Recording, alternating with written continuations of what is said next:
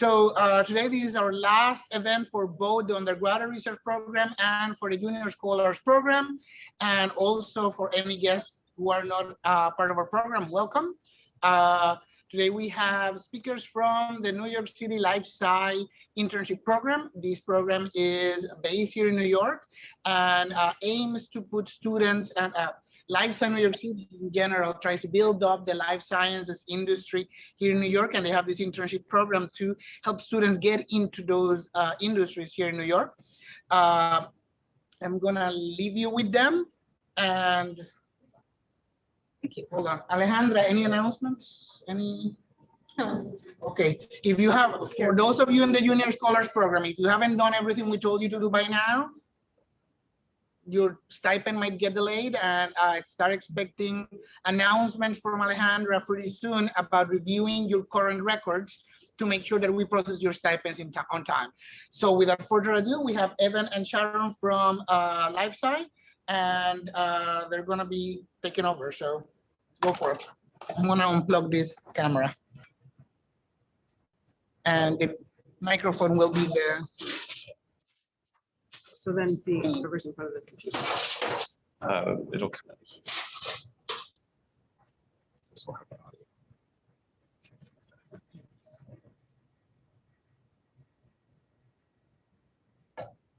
Okay. Hi, everyone. I hope this is an interesting setup for hybrid. So we hope that you guys can all hear us virtually and in person. If you can't, please let us know. We can hear you out of the screen, so we'll like talk to the audience, and then if you can't hear us virtually, please let us know. But if you're here for the LifeSci NYC internship program and to learn about a little bit of what we do, you're in the right place. We are going to talk a bit about our program, what we have to offer, and kind of how to go through our application process and what that looks like as well. So really quick, we can just introduce ourselves.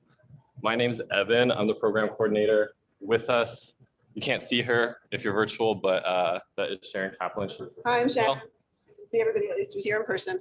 And then Sally Fang is our program manager. She couldn't make it today, unfortunately, but if you go through our program, you will be in contact with either us or Sally at some point. I'm gonna see if this taps. No, it doesn't. Want me to do that? Yeah, that'd be great. So a bit about our program, just an intro to it. It's not, it's advanced here. Yeah, you can put the right arrow. Oh, interesting. So we are the LifeSci NYC internship program. We are part of NYC EDC's $1 billion initiative to grow the life sciences industry in New York City. If you don't know what EDC is, it is the Economic Development Corporation. So essentially it is a corporation designed to funnel money into specific initiatives in New York City. Ours is part of the Life Sciences Initiative. We offer paid 10-week internships for college and graduate students in either the science track or the business management track, and we'll talk about what that looks like in a second. We're also recruiting fall, winter, and spring internships, not just the summer. Essentially, we offer internships year-round, as well as full-time and part-time jobs. One thing to note is that every position we offer is paid at least $15 minimum wage. We are pushing for 18 as the minimum, so many of our companies are paying at least 18. Some are paying even more depending on your experience and depending on whether you are a grad student, an undergrad, things like that. And we are now in the 6th year of our program. We've been very successful so far. We have placed more than 500 students at dozens of companies in New York City. And we're hoping to place even more. This year, we're constantly expanding our program and we're constantly adding new companies to our list. A quick thing about, or the quick bit about our eligibility. Everyone in this room is certainly eligible if you go to John Jay. And I'm assuming everyone who is attending virtually is also eligible. But just quickly, you must be legally able to work in the US, either as a citizen, a permanent resident, a DACA participant, or an individual TPS, or have a work visa allowing work without sponsorship. So typically, if you are a international student, you have an F1 visa, you can apply either through OPT or CPT, and you're more than eligible as long as you're here for the duration of the internship. Otherwise, and again, I'll reiterate this one more time, but you must be enrolled in a college in NYC, or you must be a New York City resident enrolled somewhere else. So that should apply to all of you.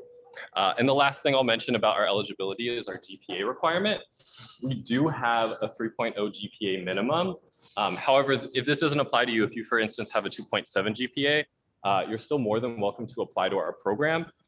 We do ask that you give a bit about why your GPA might be below a 3.0. So if there was some kind of life circumstance, or if there was something kind of preventing you from having a higher GPA, you can definitely indicate that in our application, and we'll still consider you for any internships you apply to. So that's that for eligibility.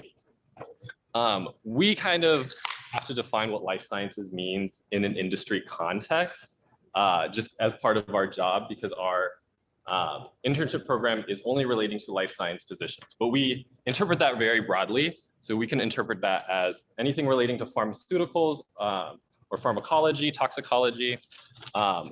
We define medical devices, anything that could be used in a hospital or clinical setting, as the life sciences. Clinical care, healthcare that you would find in a physical space or a hospital. We also consider digital health, which is basically connecting you to a doctor, to healthcare through like your phone or through like virtually, something to that effect, as life sciences. And then this last image is kind of representing what we call the support sector of the life sciences. So this is where your business, marketing, finance opportunities kind of come into play.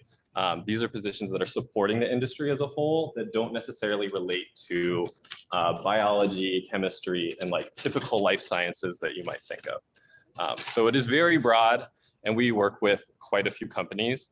I believe this is a updated list, or an updated like example of how many companies we are currently working with. We try to include all of their logos. It's a lot. We currently work with about 36 companies, and we are constantly adding to that list year by year.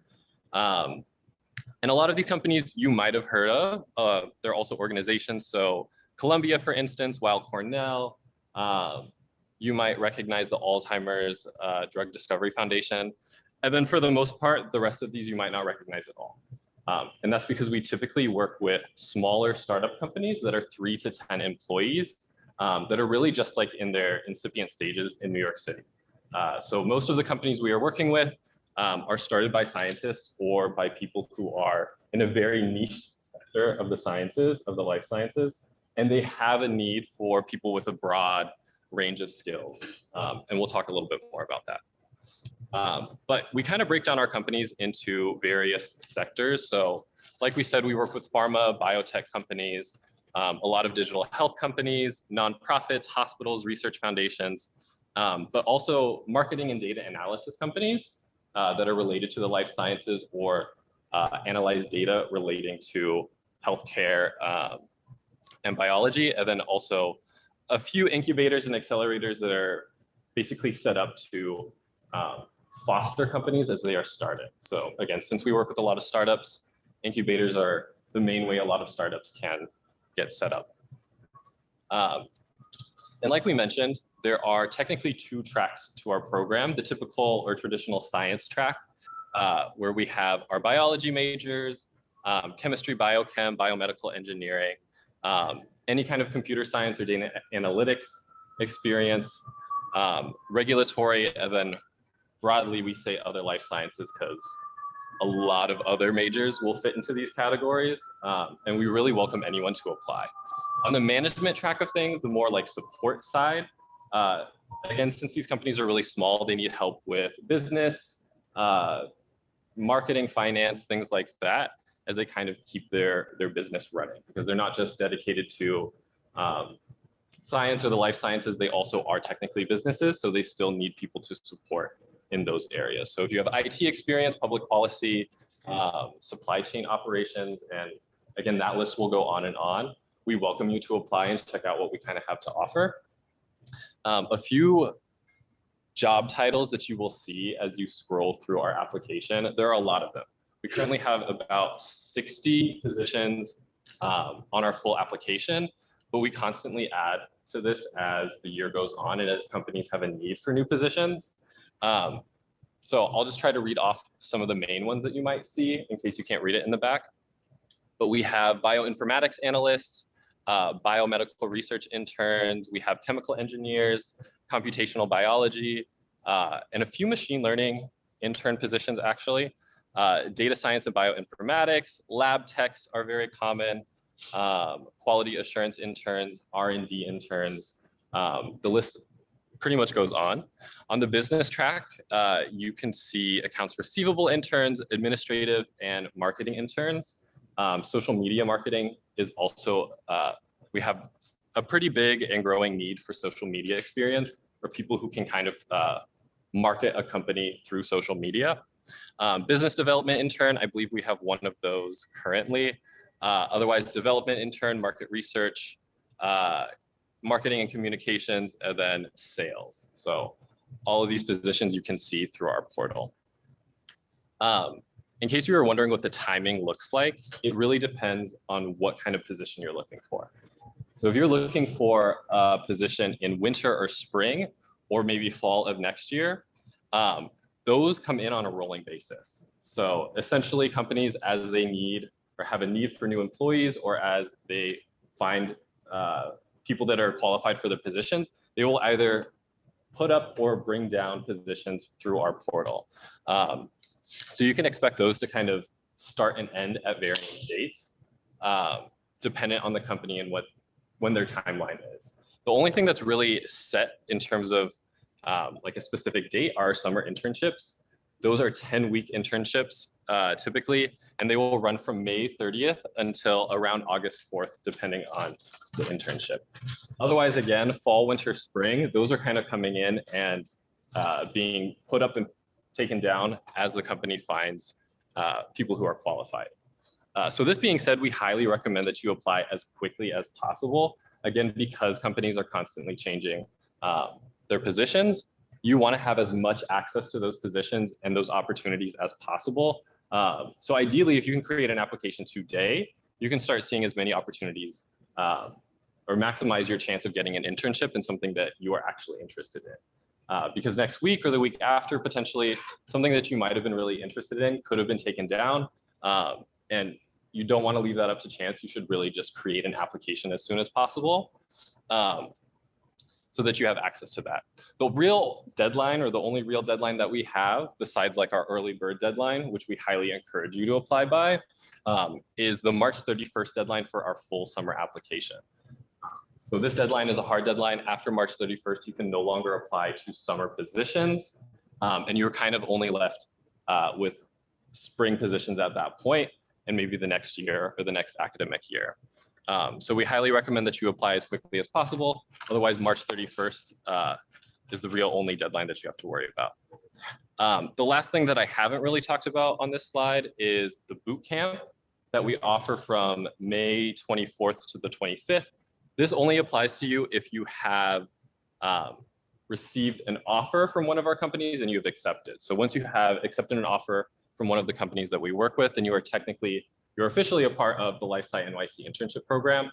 And we would invite you to come to our boot camp between those 2 days. We'll talk a little bit more about what that entails, but you can keep an eye out for a lot of different events with us after you get an internship. Besides that, we can move on to the next slide.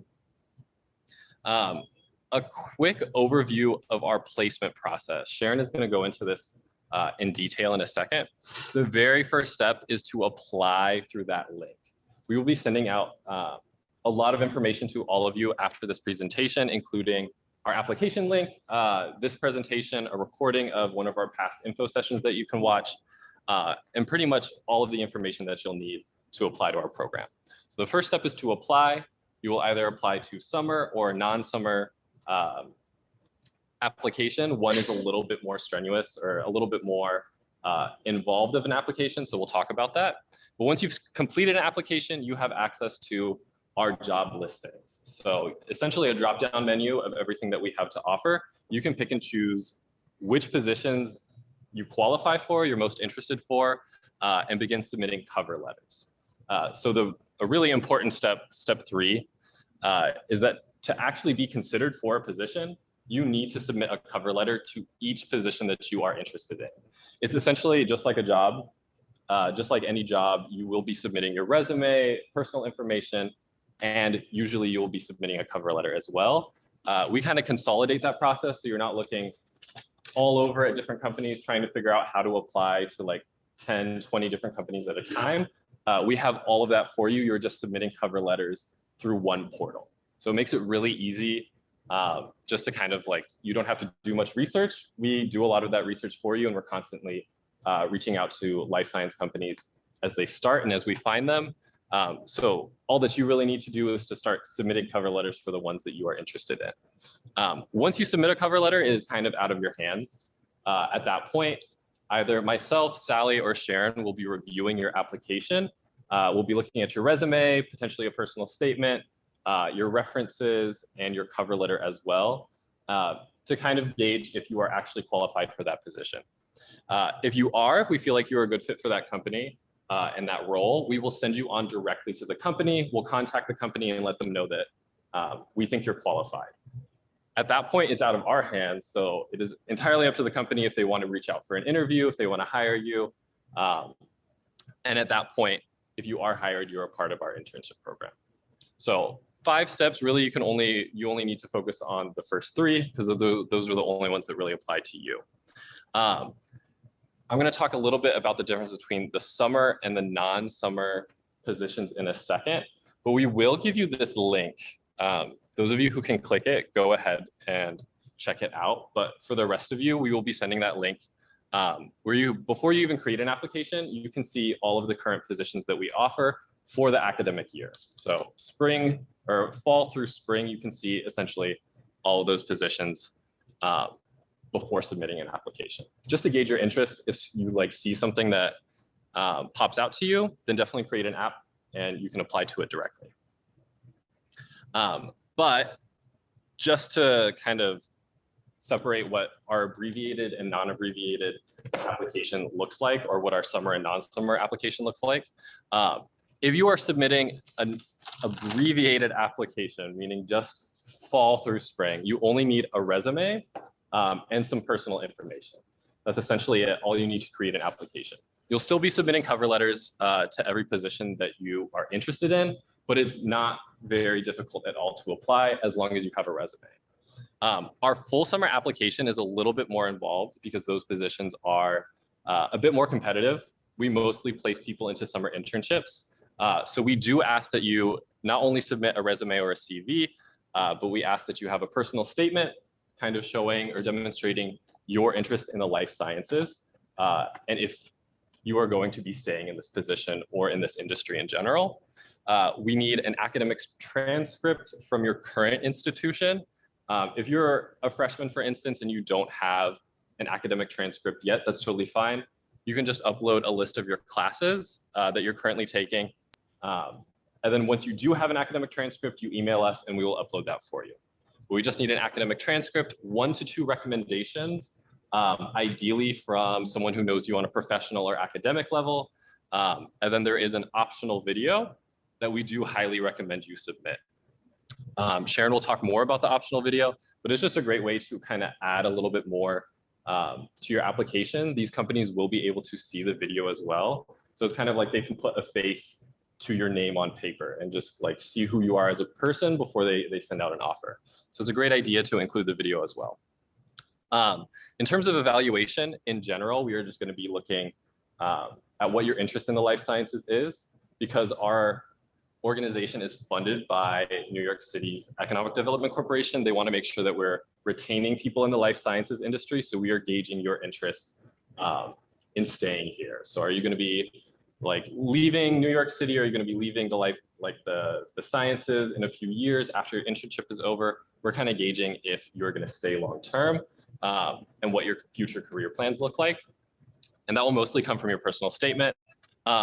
Additionally, we're going to be looking at your professional and personal maturity. A lot of that just has to do with how you present yourself through your resume, through your cover letter. Are you showing that you have a command of professionalism? and based on your communication to us. So if we're sending you feedback on your resume, for instance, and it takes you a week to respond, that isn't really a good look on you professionally. We want to make sure that you are going to be communicating with the companies that we're working with well, and that you're communicating with us. That's kind of like how you're going to show us that. The last thing we're really looking at are your technical skills. And these kind of come in play if you have lab experience, if you know programming languages, if you know additional languages that you can speak, write, or learn, or read, sorry. And that is really what you're going to have on your resume. So ideally, if you have lab experience, you're going to tell us what equipment you used, what procedures you might have used. Maybe like if you've published papers, definitely include that. If you speak multiple languages, indicate that on your resume. And if you are like adept at programming, or if you have a lot of software skills, definitely indicate that on your resume as well. And again, last thing, but if you are applying for non-summer roles, a lot of that doesn't apply to you. You really just need a resume and cover letters. And the last thing I'll talk about before I pass it on to Sharon is that if you do get accepted to our internship program, if you are given an offer by one of our companies, we have a number of opportunities for you to grow professionally and just socially through our program. The boot camp I mentioned is essentially a 2-day professional development event where we are going to be hosting career panels. We're going to be giving workshops on how to maybe present yourself on LinkedIn, or improve your resume, or how to network with people in the industry. We're going to be having intern talks and site visits where you can kind of visit some of the companies that we work with and speak to alumni or other interns in the program. We offer a lot of tours and career panels where you can just hear from people in the life sciences industry, and just the occasional social or networking opportunity to get to know people in your cohort who might have also been an intern through our program. So once you get an internship with us, you can expect to see a lot of this and hear from us with a bunch of different events that we might be hosting. But with that, I think Sharon's going to talk more about the application and what that actually looks like. Thanks, Evan. So I'm going to tell you a bit about how you can put together a strong application for our program. So first of all, let's talk a little bit about the personal statement. Now, it's called a personal statement because we want you to make it personal. We don't want to read something that's sort of like a generic, well, I really want to work in the life sciences because it's a great industry. We want to hear what's motivating you personally, maybe what your personal journey has been. If there's something particular in your past, or could even be like when you were in elementary school, or maybe something that you saw in another country where you were born that motivated you to want to contribute to this field. We want to hear your story. We also want to just hear what interests you, maybe academically. If you're just have always loved biology class, we want to hear that. If you want to contribute to this industry in a different context, let's say marketing or communications, that is just as valid. We just really want to hear what is motivating you, maybe what your past experience has been, and what you hope to do in the future. This is how you can show that your interest is genuine, show your passion, and make sure that somebody understands that you are really motivated to do this. You're not just looking for a paid summer job, though all of our summer jobs are paid. About that optional video. It's optional, you don't have to do it. And I don't want you to feel intimidated about doing that. It should only be about 2 to 3 minutes long. It doesn't need to have any fancy production values. It's just a way for you to really show your enthusiasm and show your passion in a way that might not come across in a cover letter or on paper. It's a way for somebody who maybe has founded a tiny company, it is their life's work, it is their full passion, to know that if they're going to trust you to be working for their company and helping them out on a very small team, you are going to be just as devoted to it as they are. And sometimes if they can see the passion on your face when you talk about what motivates you or what you want to do, or the difference that you want to make, that's going to make them feel like they can trust you to be a part of their life's work. Do emphasize your interest in the life sciences. So this doesn't mean that if you are a chemistry major or if you are a marketing major, that what you have to say is any less valid. We just want to hear that how you would like to take your skills and your area of specialty and contribute to the life science industry, especially in New York City. The next thing is super important on any aspect of any job application you do for really anything, not just our program, but you want to make sure that you proofread everything really carefully. When you write that personal statement for our application, don't compose it right on our platform. Ideally, you should compose that in Microsoft Word or Word in Google Docs, something that will provide you a spell check, maybe even grammar check. If you know, make sure that you read it over carefully. If say spelling or grammar is not a strength of yours, ask somebody else to give it a look over. Even if you're good at spelling and grammar, it's always good to ask somebody else to read it because they might be able to tell you, you know what, I don't understand what you're trying to say there. And then you'll know that you need to clarify it more. It's also a good idea sometimes to read it out loud. You might hear something that you miss if you're just reading it in your head on paper. And we're going to talk a little bit more about your resume in a minute and how to make sure that that is perfect and up to date. Recommendations do matter. Note that your recommendation can be from anybody who can speak to your character and work ethic. So while it's great to have somebody who maybe knows you specifically in the context of your academic specialty, that is not fully required. So if you have a professor who can sort of speak to some project you've done or research you've done or your relevant knowledge, that's great. If not, think about maybe including somebody who's supervised you in a job. It doesn't have to be a job in the life sciences. It could be even if you're, say, a freshman, it could be a high school teacher if nobody in college knows you well enough yet. Could be somebody who coaches you or advises you in an extracurricular. Could even be somebody from your church, for instance, or your house of worship. Anybody that can speak to your character and work ethic, just not a friend or family member, please. Make sure that you ask their permission before you put their name into our application and press submit, because once you do that, it's going to send that person a short online form to fill out about you. So you want to make sure that you ask their permission and ideally give them a little cheat sheet about you to make it easy for them to provide a really positive and relevant reference for you. This is a good tip. You know, anytime you're applying for something, just excuse me, give them maybe a copy of your resume, remind them if say it was a professor, what you did in their class, maybe give a little rundown of what you're hoping to do this summer, what your skills are and what our program is about.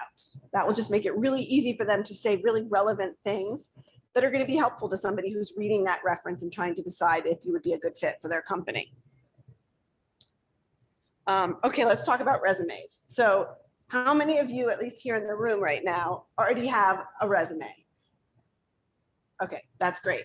I want you to keep in mind that even though you already have a resume is a live document. It's something that you should be updating on a regular basis, especially, you know, while you're in school and you're learning so many new things. So first of all, we have a link here, and you don't have to copy this down because we are going to share this presentation with all of you. But this is an article that we think is really useful and will give you some really great insights in how to make those bullet points on your resume super useful. And I'll talk about that more in a second. But for instance, when you put your education on your resume, you don't want to say like, you know, John Jay College sophomore. It makes a lot more sense to say, you know, John Jay College expected graduation 2024 or whatever it is. That way it's just, you don't have to update that piece until you actually do graduate. When you do graduate, you want to make sure that you say that you earned your, you know, your Bachelor of Science or whatever it is. It's important to showcase your technical skills. Often a hiring manager, when they first look at your resume in that first pass, they're looking at a pile of candidates. They are just doing a quick run through to see who has the requisite skills that they're looking for before they go into things more closely and really look to see if the person is a great fit. So you want to make sure that maybe under your education, somewhere near the top, you have your relevant skills in a easy to read, obvious place. So that may include, if you're a scientist, you know, specific science skills that you know, equipment that you know how to use, If you're a marketing major, it might be, specific marketing software that you know how to use, could be programming languages, depending on your skills, could be spoken and written languages. It could be software that, is helpful for anybody, like PowerPoint or Excel. Include these things. So if they're just doing a quick run through to check off whether you're qualified, they can see that really easily. Definitely highlight any research experience or project experience that you have in your field. And I know that there is a fear sometimes that, you read a job description and it sounds like you need to have already had an internship to get an internship. However, you probably have, even if you've never had an internship before, you probably have more experience than you think you do. Think about maybe class projects that you've done if you don't have prior, work or internship experience, and you can have a relevant project section on your resume. And include a couple of projects that show that you know how to apply your skills in a hands-on way, even if you haven't done that yet at, say, a company or an outside organization. So when you put in bullet points for each of those projects, you want those bullet points to illustrate what you were doing, what was the goal, how did you do it, what methodologies did you use, and what were the results, and how did you get those results, what analysis did you perform, what did you accomplish. And this could go everything from a science experiment you did for a class project to some project you spearheaded for an extracurricular activity. Like if you led, if you were in charge of an event for a club that you belong to, you could use it for that too. And it just really shows that you know how to apply your skills in a hands-on way, and somebody could trust you to then take on some similar kinds of duties at their company with their mission in mind. Definitely include any leadership roles that you have held, include your extracurricular activities, any awards or honors. GPA is not something that is required on your resume. So your resume is really something that's meant to show all the highlights and great things about you. So if a GPA is something that's going to stand out to people, your GPA, if they're going to look at that and say, oh, wow, that's really impressive, then certainly include it there. If you feel like your GPA is not the thing that best speaks to your strengths and maybe doesn't reflect as positively on you, don't put it on your resume. Nobody's going to miss it. Nobody's going to wonder why it's not there. And finally, proofread everything really, really carefully. We have had applicants who left a digit off their phone number or had a typo in their email address.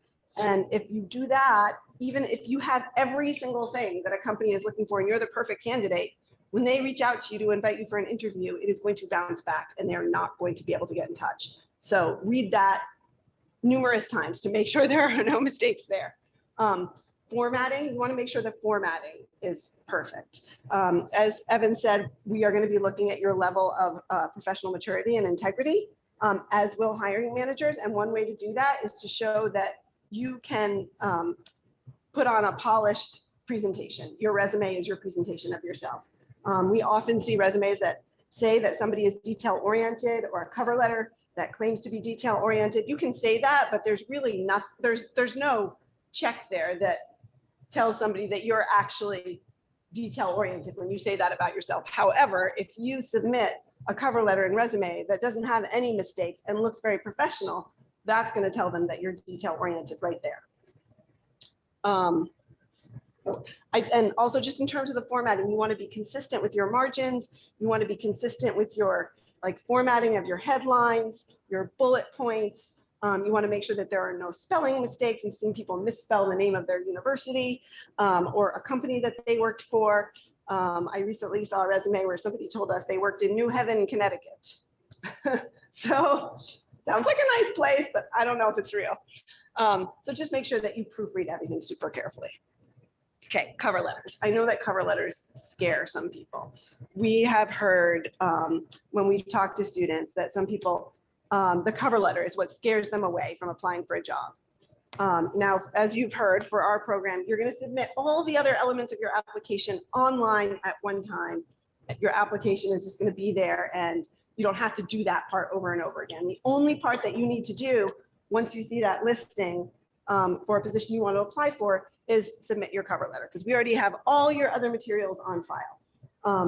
Don't be intimidated by the cover letter. You know, if you've not written many cover letters, if you feel like you're not a good writer, everybody else has been in your shoes at some point, but you can do this. There are resources for you in your programs that you're with here at John Jay, in the career office at John Jay, where there are experts on cover letters if you sort of need some practice. So don't be scared away. And we actually have like a little formula here to sort of make it easier for you to understand how to write a cover letter.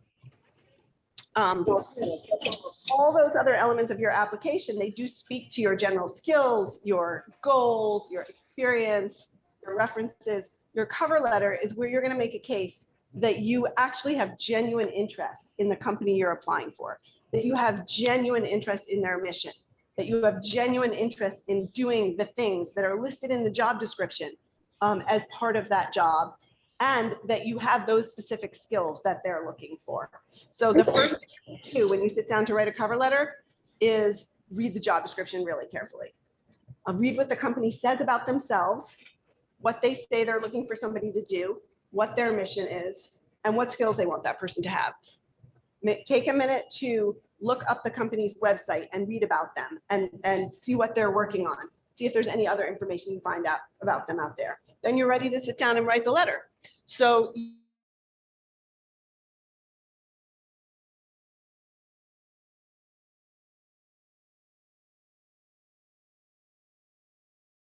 applying to. So dear hiring manager is fine. Then you're going to introduce yourself by expressing your interest in the position and the company, and telling your major, where you go to school. That's your introduction of yourself. After that, you really want to make sure that the cover letter is tailored to the particular opportunity. You don't want to be submitting essentially the same cover letter to a large number of opportunities, because each of those companies has a different mission and is looking for different things. So you're not going to be making a good case for it. You're just copying your last cover letter. So emphasize how that company's mission is relevant to your interest, your passions, your studies. And it also shows that you've done your research on the company and that you've taken the time to do that, which is a point in your favor right there. Highlight any applicable skills or experience that you have, whether it's from a past job, from a class project, from an extracurricular you did. And keep in mind that even if you think you might not have that much experience because you've never had a job in this field, you probably have developed a lot of applicable skills in other areas of your life, whether it was working at Staples or a restaurant. You probably developed professionalism, you developed communication skills, you had to be reliable and meet deadlines. Think about how you fulfill the things that are listed in the job description, because most job descriptions are going to have specific things, like maybe lab skills or software they're looking for, but they're also going to list qualities that they're looking for. And you can probably think of specific examples where you exhibited those qualities and maybe used those particular skills or methodologies, and give those examples in your cover letter so that that hiring manager can feel confident that you know how to apply the skills and that you'd be able to hit the ground running at their company. Then you're going to summarize why you're a good fit for the position and you're interested, and thank them for their consideration. And again, sign off formally. So either sincerely with your full name or best regards, something of that ilk. And I do want to warn you that it's great to look up cover letters online if you need to see some examples, but don't use them as templates. Do your own writing when it comes time to write your own cover letter. Because anybody who looks at as many cover letters as Evan and Sally and I do, if you use a template, we've seen it before. And so then we know that you have not done your own, and that doesn't reflect as well on you. It doesn't show that you can use creativity and do your own thing, solve problems on your own. So I definitely advise you not to use a template. And with that, I think that we have a bunch of links for you.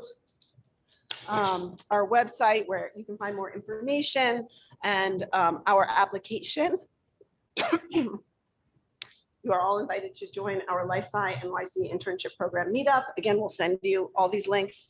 That is where we sometimes offer information about upcoming events. We also highlight usually new positions that have been posted for academic year or full-time job positions. If you want to hear about the summer positions, you have to submit an application, as you've heard. Anybody who missed part of today's presentation or wants to hear any of it again, we will be doing another similar one in January online. Or feel free to tell anybody about it who might have missed today's. Office hours is another great thing that we offer. You can sign up for a one-on-one appointment with one of our staff members if you need help with your resume, your application, cover letters, figuring out which positions to apply for. If you just have questions about our program, we're happy to talk to you one-on-one. Also, if you have applied and you get an invitation for an interview and you want to practice for that interview, that's another good news for our office hours. We are happy to do a little mock interview and go over some common interview questions with you. Finally, we have kind of versions of today's presentation on YouTube if you want to revisit any of our advice. And then this is our email address. It comes directly to Evan, Sally, and me, internships@upperweststrategies.com. And you are welcome to email us any questions that come up. We really do try to get back to you in a very timely manner, so don't hesitate. And with that, I would like to open up the floor to questions. We're happy to answer any that you have. Real quick, for those of you, I hope you all can hear me. For those of you in the Zoom, I linked all of those links that are on this page in the chat, so you can go ahead and check that out. It includes our application if you want to go ahead and just start that now. Otherwise, for the rest of you in this room, we will be sending out this presentation, all of these links to you pretty much immediately after this. So you can expect that by the end of the day. Oh, I saw a hand up. Go ahead. Does your company, does your website have a list of the companies that they work with available to just view before you start an application? So we don't list everyone because first of all, it's a very fluid list. Some companies may participate 1 year, the next, or there may be companies that we're still talking to. As Evan showed you earlier, there is a list that shows current positions that are posted for the academic year. So you're welcome to look through that and see some of the companies. We also have some examples on our website and in our flyer. We have some flyers here, which anybody is welcome to take one. So there's some examples there. It doesn't include every company we work with, but definitely. And also when you revisit our presentation, there's that whole list of logos where you'll see a lot of the companies there as well. Do you also know if any of the companies offer remote positions or are they all in person? So it really depends on the company. There are some remote positions, there are some in person. It will usually indicate, it will be indicated in the job description if it's hybrid, remote, or in person. Yeah, but again, it really depends on what the position is. If it's like a lab position, it's most likely going to be in person, but some of them, like maybe social media marketing, you can do remotely. Yeah. Any other questions from the audience? I just want to say thank you for speaking with us today. My question is, I am a student from Albany. I dorm here. Do you offer accommodations to people who don't live in New York City? We unfortunately are not able to offer accommodations. I don't believe most of our companies do either. So yeah, that's something you'd have to arrange on your own or do a remote position, I guess. Any other questions? There were a few asked. Yeah. Where are you guys located actually? So we are technically located on the Upper East Side, but we, as a program, are anything NYC. So Staten Island, Queens, all the 5 boroughs. That is our jurisdiction or where our program lies. Okay. Yeah. But you're still welcome to look at the opportunities that we have. We do have that list, so you can kind of see what we have to offer at least. Yeah. My question is more of a worry that I have. And during the presentation, I saw the position of lab technician. So let's assume I were to apply for an internship with that specific job position. But the problem is that right now, I have not really attained any professional work that makes me a lab technician. But I do take classes where I am in the lab working with procedures and such. My worry is, how do I present that on my resume when I'm not actually at a professional? So that's a great question. Think about maybe some of the assignments that you've had in those lab classes that you've taken. Think about some of the larger assignments and think about how you could present that in that bullet point format we were talking about before. And it's also something you can discuss in a cover letter, you know, specific to whatever specific, abilities they're looking for that particular job. Also, I don't know if you're maybe, you know, in the earlier years of your undergraduate right now, but you can also, we also advise people, there's a ton of job descriptions you're going to be exposed to through our program. And we definitely recommend that you read through those descriptions, even the ones that you think might not be a good fit for you. Read through it. And if it does sound interesting to you, you know, not everybody is qualified for that position yet, but it will give you a good idea. Maybe if that sounds really exciting to you and something you'd like to do in the future, it will give you an idea what kind of skills you need to attain, maybe what kind of classes you need to take in the future so that you can be qualified for that type of role. Other recommendations, I believe you may be in some kind of a research program already by virtue of your being here today, but in order to get more experience, we always recommend that students approach professors at their university to ask if they perhaps need any assistance with their research or know of other faculty members who might need that.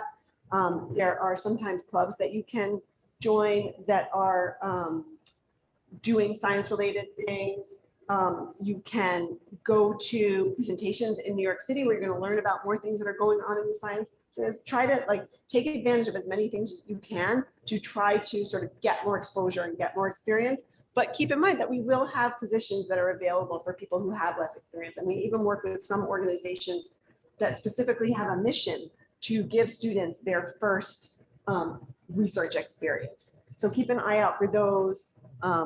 Don't hesitate to apply for a lot of things and really convey your genuine interest and the efforts that you've made to educate yourself and get as much experience as you can, and then talk about the kind of experience you're still looking for in your cover letter. I just have a few more questions. Of course. What qualities do you guys believe stand out in an intern applicant? Like any admirable qualities or unique qualities that make them stand out? So to me, what stands out, like across the board, is how well you communicate with us. We give you feedback, and how well you implement that feedback or are willing to kind of work with us. So if you have good communication skills, that really sticks out to me. But in general, it depends on the position that you're applying to. Like if you're applying to an R&D position and you don't have any experience for that, then it would stand out if you did have experience. So that's more experience based, but to me, how you present yourself really stands out. Taking that time in the cover letter to really convey your interest and that you've done your research on that company and that you've made an effort to respond to the things in the job description. Yeah, and if you're submitting the same cover letter over and over and over, that's not tailored, not changed for a company at all, that stands out in a really bad way, just because we see that you're not putting any effort into it. And that would stand out to the company as well, because they can see that this is a generic cover letter. This person is kind of applying blindly, it seems. So that's just in general. We have a few questions from the chat that we can answer. Then if you guys have any more questions, we can definitely answer them. The first one is from Grace, and they ask, am I able to do the internships and work alongside it? So essentially do a full-time job or have a part-time job and do an internship. And the answer is yes, but it is up to your availability, or depends on your availability. If you get accepted to an internship and you cannot actually commit to the hours, then you might have to drop that internship. It's a bad look on you, it's a bad look on us. So we ask that you don't overload yourself, but we leave that up to your discretion. So if you're able to do both and school at the same time, that is on you, but make sure that you're not overloaded. Usually our academic year internships are part-time and can be kind of figured out between the host company and the intern, because they know that you have additional academic commitments, and you may have a part-time job as well.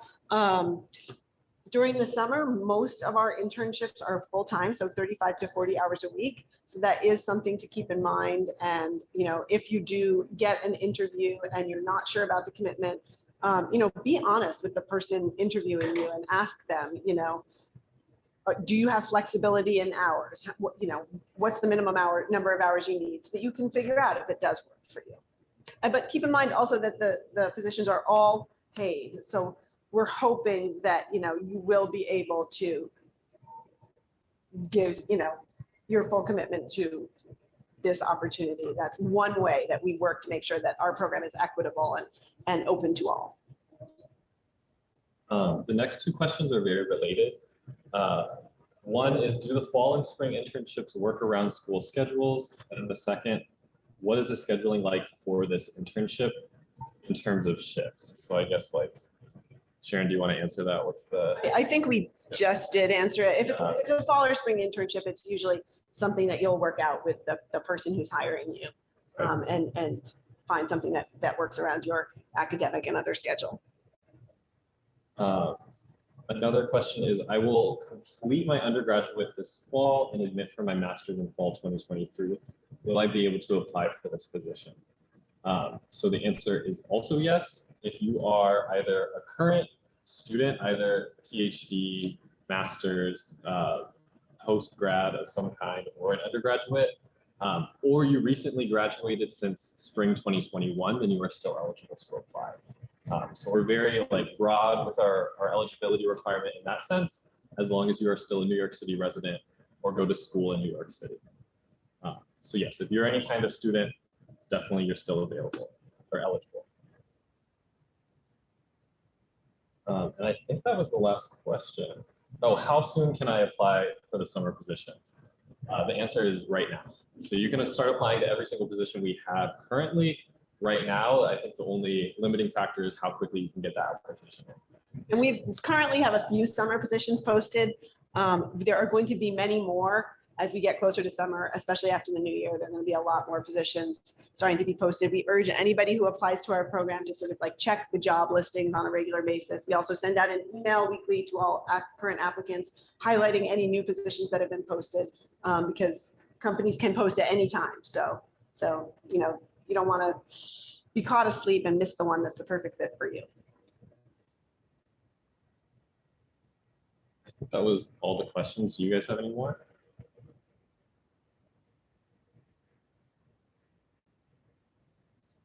Okay, well, thank you very much, Sharon and Evan, for coming. We've had several John Jay students already part of the program, right? Yeah.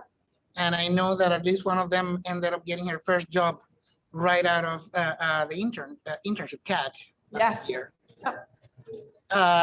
So when it comes to your personal statement, etc., if you're part of one of our programs, remember you can always come to me or Alejandra for help reviewing it.